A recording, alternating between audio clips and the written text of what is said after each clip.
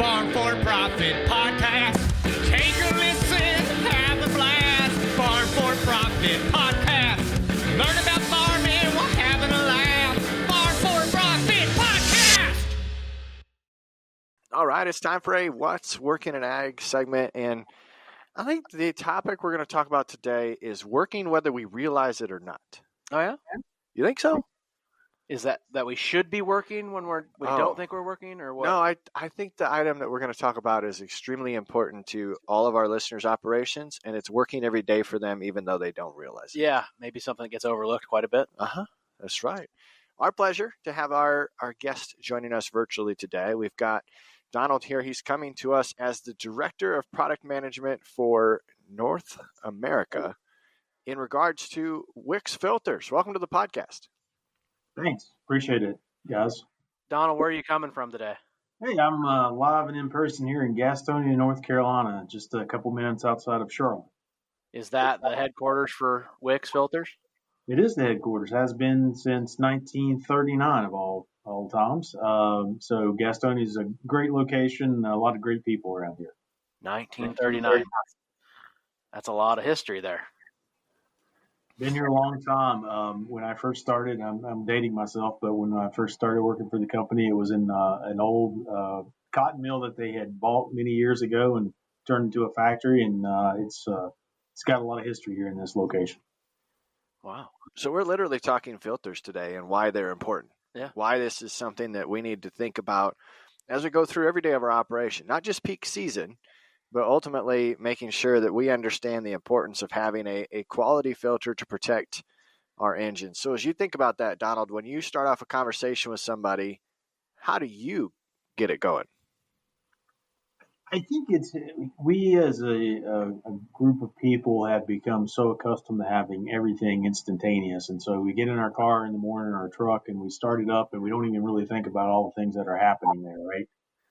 So you've got a fuel pressure that's coming up to an injector that squirts into a cylinder that fires off automatically with a spark plug, and we just happen thousands of times over and over, and we just take it for granted. And there's lots of things that have to happen to make that take place. And the same thing happens whether it's your equipment, whether it's your skid steer, your tractor, whatever the case is. All those internal combustion engines kind of operate on the same principles. And we have all these parts, pieces, and protection that have to happen simultaneously. And one of those obviously important things is to make sure that is the fuel clean, is the oil clean, is the air coming in clean to that engine. And that's where your filters come into play. Yeah, we use a lot of engines. We rely on a lot of engines in agriculture, from the car or the pickup to get us to the farm or haul the trailer, to the diesel engines that don't have spark plugs that have a lot of oil that we use. And my gosh, these engines have gotten so expensive. The oil is so expensive. We're working on razor thin margins. For us to lose an engine or have an issue, even if it's just a little part that goes down, is a big deal. So we need the best thing filtering it, right? And I'm assuming that's why we're talking to you today, WIX filters.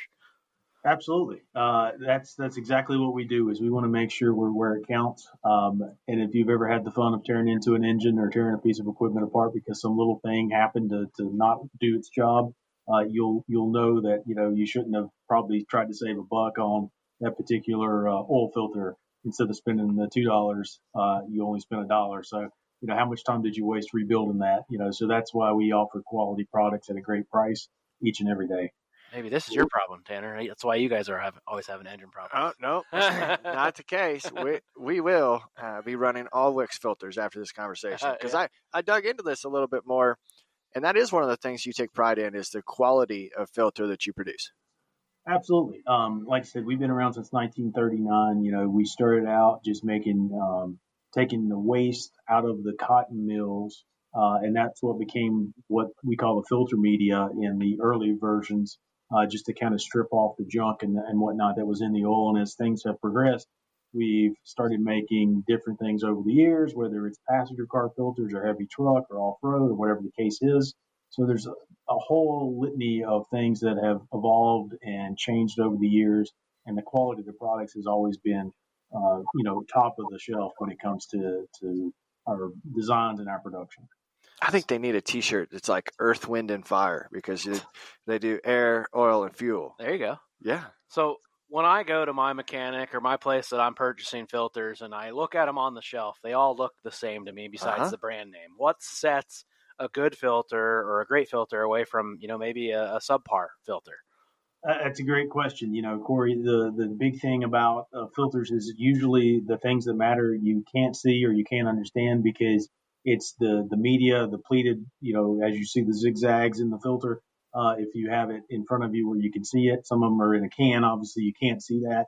But the media is really the magic of the filter. Obviously, you got to have seal gaskets and all those kind of things that matter.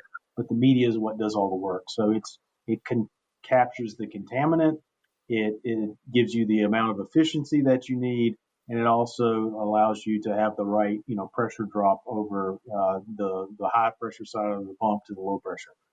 So what that is just it's a good way to say there's a lot of science and engineering that goes into what that media is. And so just because they may look exactly the same, but one costs, a little bit more than the other, there's probably a reason for it. Yeah, all the science that goes into it. How do you test to make sure that this is top quality?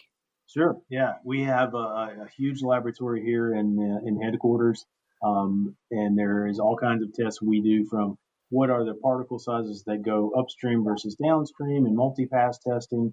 We look at how much contaminant it holds. We do all kinds of things like burst tests, salt spray tests. If something's going to be on a piece of equipment for many years, is there going to be a rust inhibitor that can, keep that from happening?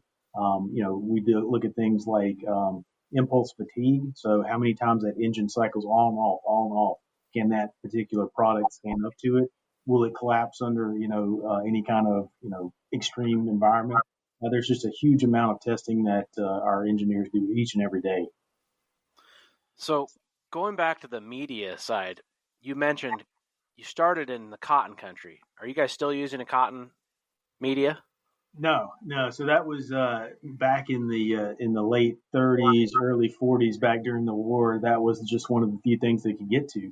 Nowadays, you basically have two different types of media. You have a cellulose-based media, which is effectively made from trees and other plant materials, like you would make a piece of paper. Very similar in that respect. And then the other one is a synthetic. So that is a more of a spun bond type media, or it is a full synthetic fiberglass type situation where multi layers are stacked on top of each other. So there's a tremendous amount of technology that goes into just manufacturing media these days. And what's preferred? Is there one preferred over the other, or is that per application? It depends on the application, yeah. So a lot of your passenger car stuff you're going to see is more cellulose based, and then as you get into the more specialized type environments, you're going to see more synthetic, and sometimes you can blend those two things together. And so it just really depends on the application.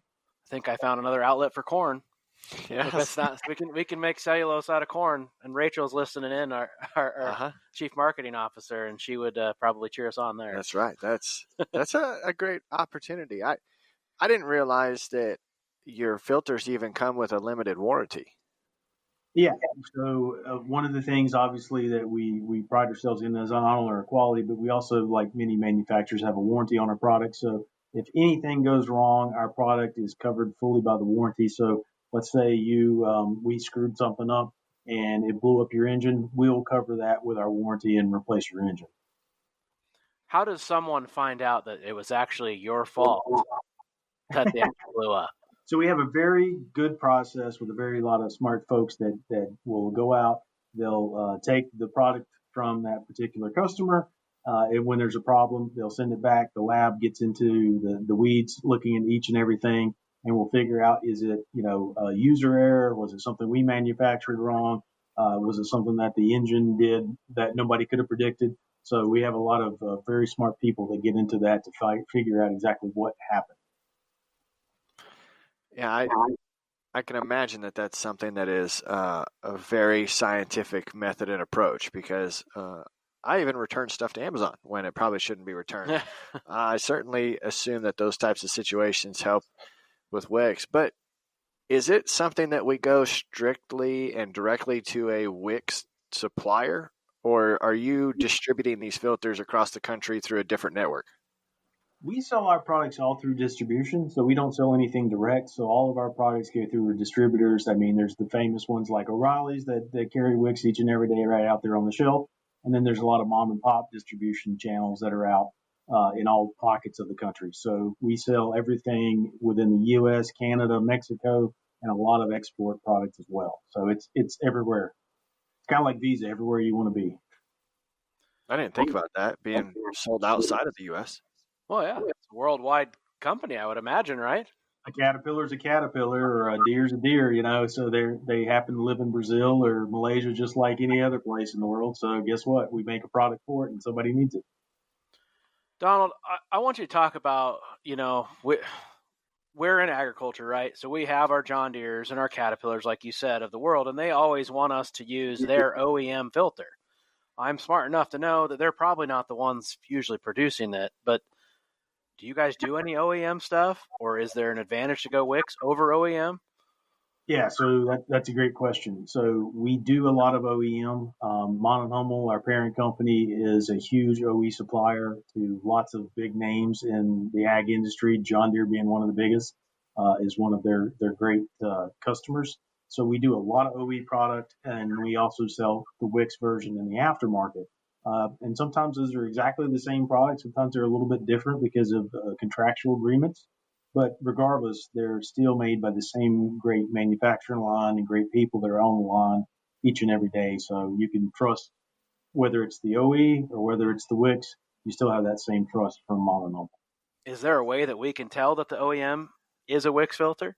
Sometimes you can look at it and you can tell. They're spitting image each other. Just happens to be the label on the outside. And there's other times that you wouldn't know that happened to be the WIX filter. So no, there's no easy way to do it. And there's no magic button to go and push and say, okay, show me a list of these things. So makes it tough on the general public, I know. Yeah, it'd be nice to know if we're telling people to go buy a WIX filter and they're leaving their OEM that's a WIX filter to go buy a WIX filter. It'd be a kind of counterproductive, I guess. Sometimes, yeah, and sometimes you obviously can buy the WIX a little cheaper than you can the OE, and sometimes it's easier to get a WIX than it is an OE, depending on where the dealer might be. So it really depends on the situation. What about cross-referencing? I know all these companies have different numbers. Do you guys have a good cross-referencing tool or anything like that to, get the OEM filter to a WIX filter number? Yeah, I think we have a little bit over 1 million different cross-references at the moment in our database. So you can obviously access that at any store that sells our products. If you want to look at it on wixfilters.com, it's there every day. Then we also have the WIX Filters app that's available. So if you want to look at it on your phone, all those cross-references are there. If you want to look up a filter by size, you have the length and width or dimensions that you need to figure it out, and you can't see a number that's worn off or something, you can look it up that way. There's lots of little tools like that we offer for folks to be able to figure out what they need. Great. That's good. I mean, you are talking to two guys here in the state of Iowa, and probably my only complaint about a WIX filter is it is Hawkeye colored and not cyclone colored. We need some cardinal and gold packaging instead of that black and gold. Yeah, unfortunately, our packaging is a little rigid when it comes to those kind of things, so it's hard to deviate. But I understand the Hawkeye. That's fine. We'll get over it. We'll still go buy our WIX filters. But if a listener wants to look you guys up because for some odd reason they've never bought a WIX filter before, what's the best way for them to figure out where to get one close to them? The greatest place to go is onto the website, wixfilters.com. Go to the Where to Buy section and put in your zip code. It will show you all the places that are close by and what's available for you in your particular location. That's great. Well, is there anything you want to share with our audience before we close out? No, I wanted to thank you guys both for the time and for letting me speak with you. Obviously, we're really proud of WIX and all the things we've done over the years. A lot of great people, a lot of really hardworking Americans here in North Carolina and in South Carolina and other locations here that support you and your teams every day. And we appreciate the business. Hey, we appreciate you sharing some insights I learned in a short 15 minutes, and I know our listeners are going to learn too. So thank you for your part.